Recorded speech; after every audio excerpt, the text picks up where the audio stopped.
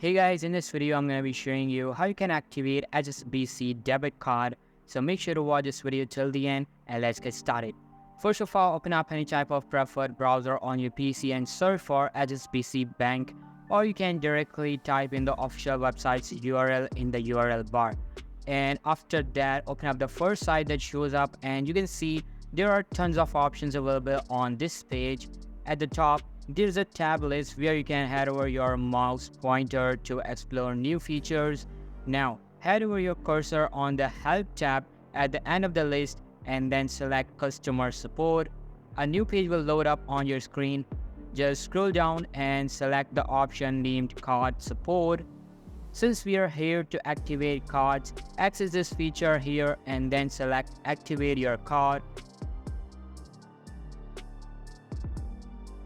After that, you will be redirected to a new page where all of the card activation steps will be mentioned.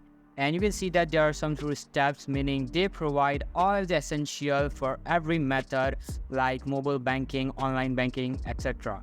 And that's it. This is how you can activate HSBC debit card. So that's all for today's video. Hope you liked the video. I'll be meeting you in the next one. See you soon. Bye.